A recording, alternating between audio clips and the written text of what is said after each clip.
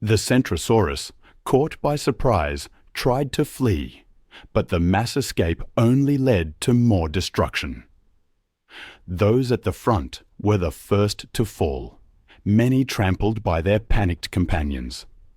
Others were swept away by the force of the flood, dragged into lower areas where they were buried alive by the mud. Some, the younger ones or those already weakened, simply couldn't keep pace with the herd. Death was swift for some, slow and agonizing for others. What remained was a tangled mass of bodies, compressed under the weight of flesh, bone, and earth. Then, with time, silence. Decomposition gave way to fossilization.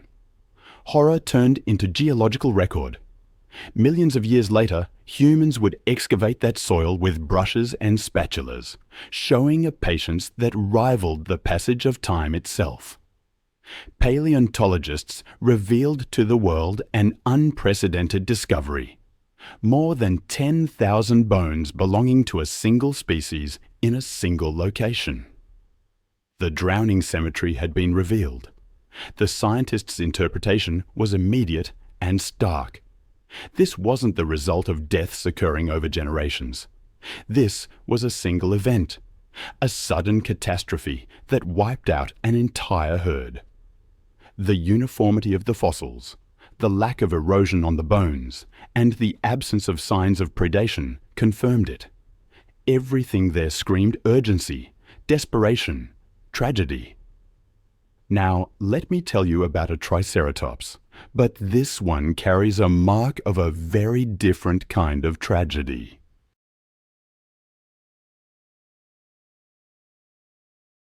Imagine an animal more than 9 meters long, weighing between 6 and 12 tons, slowly walking across the plains of a lost world.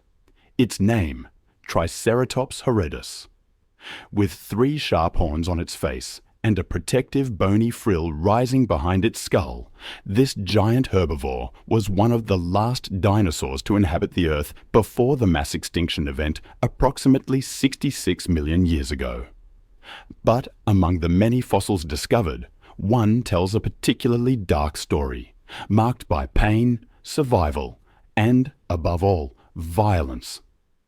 In this specific fossil, what caught paleontologists' attentions wasn't just a well-preserved skull.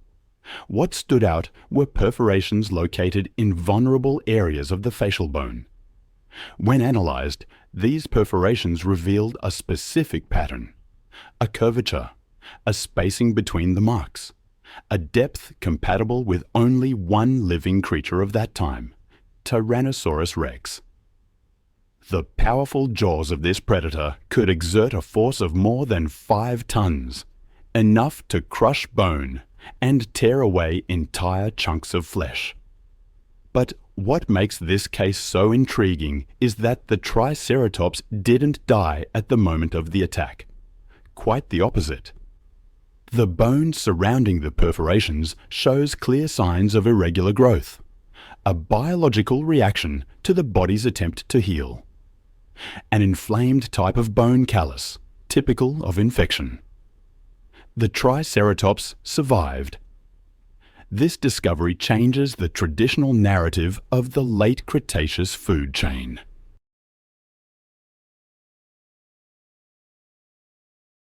Instead of a simple predation scene, we are faced with a more complex drama. The attack, survival, infection, continuous pain, and, finally, a slow death. The skull becomes a witness not only to a brutal fight, but also to the resilience of a wounded animal struggling to carry on. The infection that settled into the perforations of the skull was severe. The disorganized bone growth indicates that the body reacted however it could. This inflammatory response is a clear sign that it lived for several weeks after the attack, perhaps even months. Every movement of the jaw, every bite of leaves or branches caused pain. Finally, I want to bring you to the heart of the Gobi Desert, one of the most inhospitable and arid regions on the planet. Here lies one of the most dramatic testimonies of the age of dinosaurs. A moment frozen more than 70 million years ago, where life and death became intertwined in a fierce dance. This is the fossil known as the fighting dinosaurs, Protoceratops versus Velociraptor. Two names, two destinies sealed in a confrontation as brutal as it was intimate. I've always been captivated by the image of the Velociraptor, that agile predator with its curved, lethal claws, especially the sickle-shaped claw on its feet, a weapon that would inspire myths and films for decades. But there's one fossil that shows us more than just shapes and names. It shows us a precise instant of combat.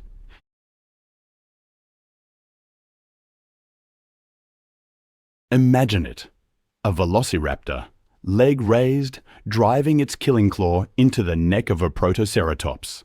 The herbivore, in response, biting down hard on the attacker's arm with its powerful jaws. Both immobilized, locked in a final act of struggle. Neither would be victorious. Only mutual death awaited them. The sand, rich in minerals, compacted over eons, became an extraordinary preserver. The fossil not only kept the bones, but also their relative positions. Limbs, teeth, claws, everything frozen, as if time itself paused to record the raw ferocity of nature. Then there's Pex Rex, or MMO 980. In the arid heart of what is now Montana, about 66 million years ago, one of the most brutal confrontations of the Cretaceous period reached its end. Amid a world dominated by colossal reptiles, the sound of death echoed with a dull impact, muffled by unimaginable force. The supreme predator, Tyrannosaurus Rex, met its end in a shocking way.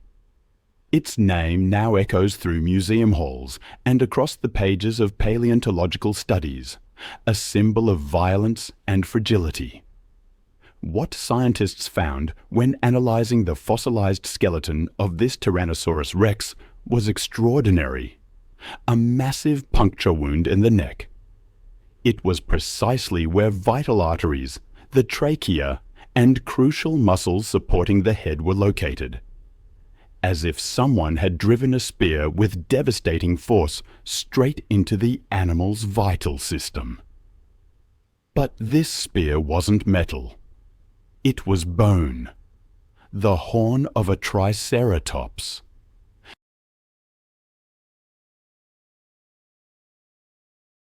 I picture the scene taking shape in the minds of paleontologists. A close-quarters confrontation, a decisive strike, a hunting attempt gone wrong. The greatest terrestrial predator of its era, a formidable hunter, became the prey.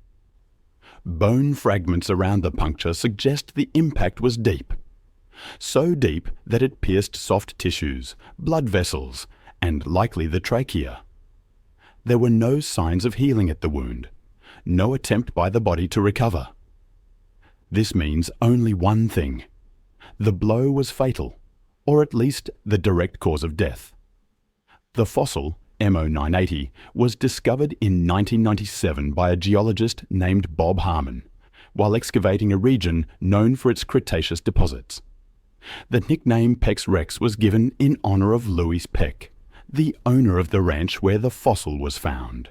Since then, Pex Rex has fascinated scientists and the public alike because of its story, its end, its silent message written into every fracture, every shattered bone. Then there are the mass group deaths. In many parts of the world, paleontologists have unearthed dinosaur cemeteries with skeletons tangled together, as if the animals died trying to escape. And that's exactly what happened. They tried to flee, to survive, but there was no time. Sandstorms, violent floods, mudslides, sudden and merciless natural forces that transformed the landscape in the blink of an eye. Those who lived there were swallowed alive by the very environment they once called home.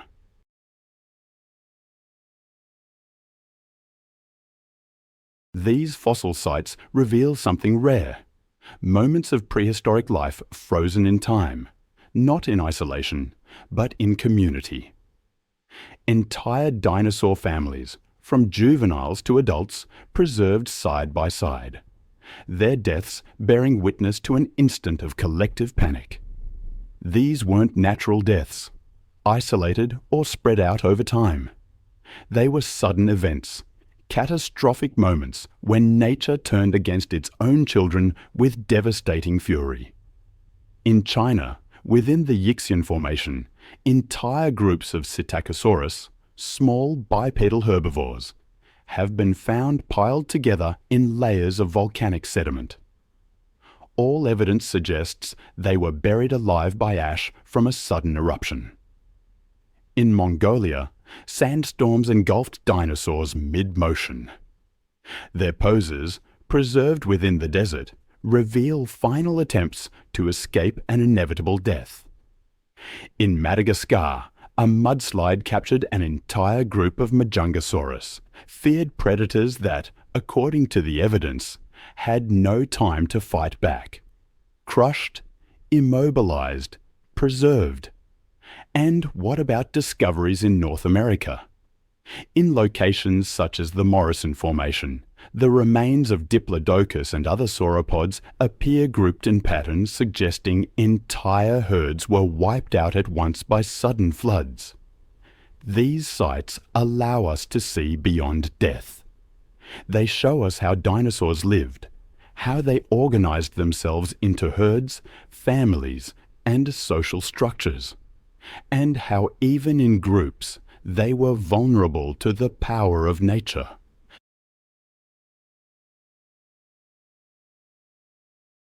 Finally, there's the Pachyrhinosaurus crushed in a stampede.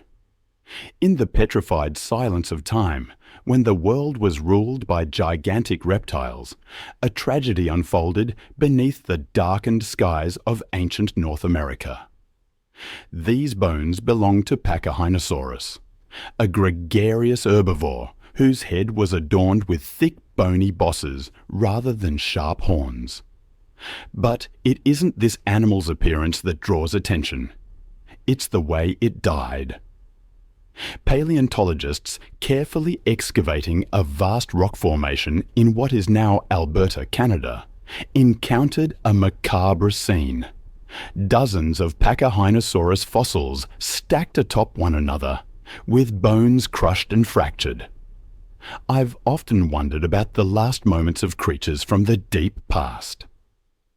What I learned about one group of Pachyrhinosaurus skeletons chills me to this day. The pattern of fractures on their bones didn't suggest a sudden fall or a predator attack. Instead, it spoke of something far more chaotic: a stampede. Compression marks told the story of animals colliding in blind panic. The scientists who studied the site envisioned something terrifying: a herd in frenzy, perhaps startled by a wildfire or a sudden storm. In the chaos, some would have fallen, others stumbling over their bodies, the combined weight of dozens of tons becoming an instrument of death for the weakest. Juveniles, adults, even hatchlings were found among the fossils, suggesting they lived and died as a family.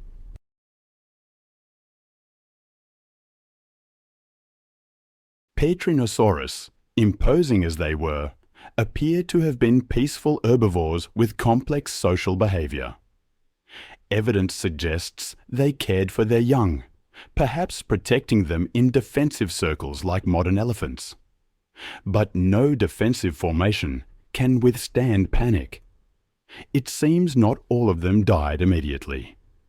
Healed fractures in some fossils indicate that certain individuals survived for a time, even with broken bones. Others, however, showed signs of acute and lethal trauma. The microfractures revealed that the force applied didn't come from above, as in a landslide, but from all directions, as if the bodies were being compressed within a living mass of desperation.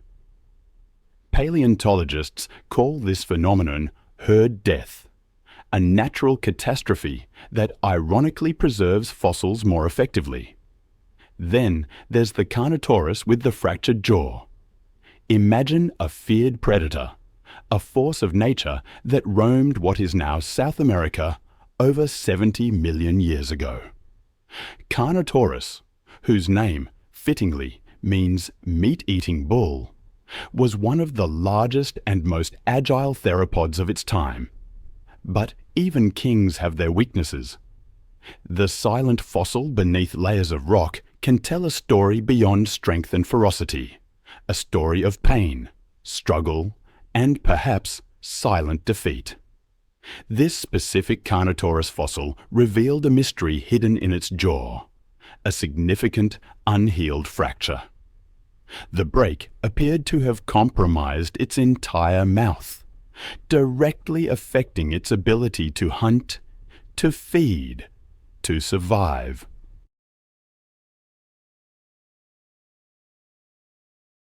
The paleontologists who examined it immediately recognized the severity of the injury.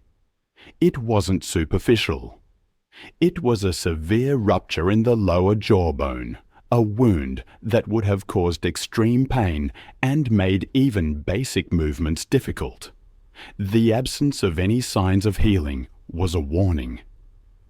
When an animal survives a fracture, the bone shows evidence of the healing process, the growth of new bone tissue, the formation of calluses, small structural adjustments to restore functionality. But in this fossil, there was none of that. The fracture was raw, as if it had occurred days, perhaps even hours, before the animal's death. This lack of healing led scientists to a grim hypothesis. The Carnotaurus died shortly after suffering the injury. If that's correct, the cause of death may have been even more cruel: starvation.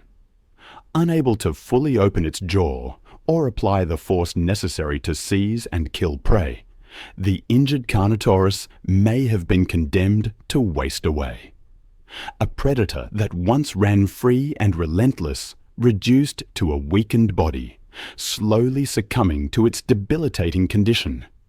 Imagine the suffering of this animal. Every attempt to bite, every movement of the jaw sending waves of pain through its body. Each step slower, more hesitant.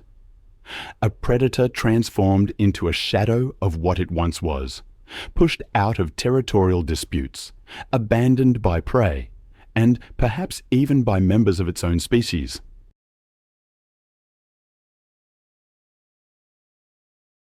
And then there's the Tyrannosaurus Rex with the bones. Bitten by another Tyrannosaurus Rex. In a landscape fossilized more than 66 million years ago, a giant once rested, a colossal predator that reigned as the supreme sovereign of the Cretaceous, Tyrannosaurus Rex. Its name, Tyrant Lizard King, accurately describes its presence in Mesozoic ecosystems. But even kings face challenges.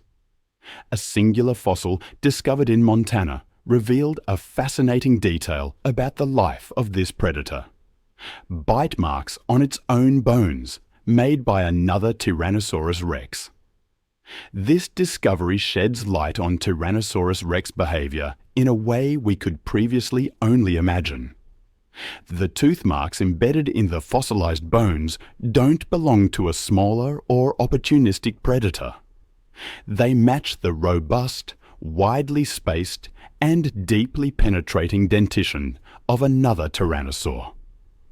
This forces us to reconsider everything we thought we knew about the social and feeding behavior of these animals. Are we looking at evidence of cannibalism? Or perhaps a fierce territorial dispute between two giants? Or could these be the remains of a meal where opportunity outweighed any social restraint? To understand the significance of this revelation, we must first understand who Tyrannosaurus Rex was. Measuring 13 meters in length, nearly 4 meters tall at the hips, and possessing a jaw capable of exerting up to 6 tons of press, Tyrannosaurus Rex was not merely a predator. It was a bone crusher.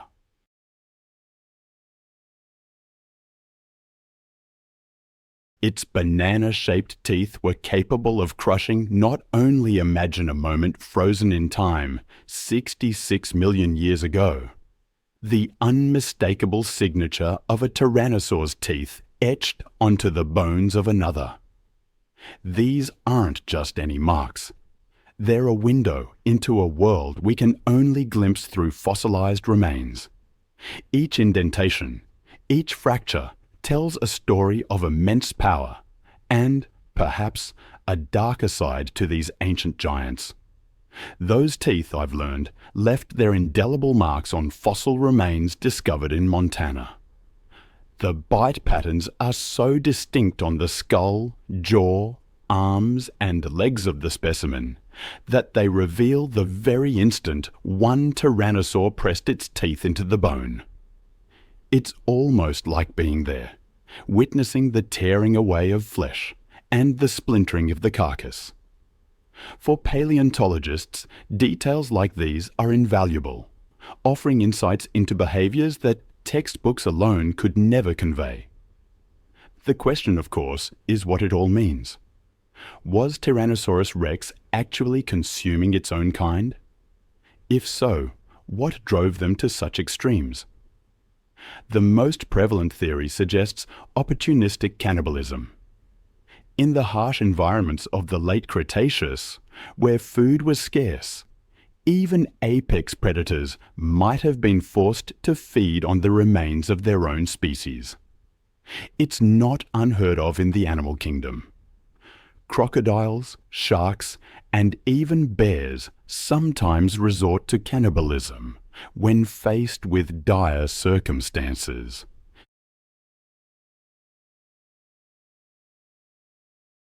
Why would tyrannosaurs, living 66 million years ago, have been any different? But there's an even more dramatic possibility: a fierce battle between two Tyrannosaurus Rex individuals, perhaps fighting over territory, mating rights, or a recent kill. The victor, in a brutal display of dominance, may have consumed parts of the defeated rival. We see similar behavior in modern predators. Wolves, for instance, are known to kill members of rival packs and then feed on them. In this light, Tyrannosaurus Rex isn't just a killing machine, but an animal with complex social behaviors, capable of extreme acts.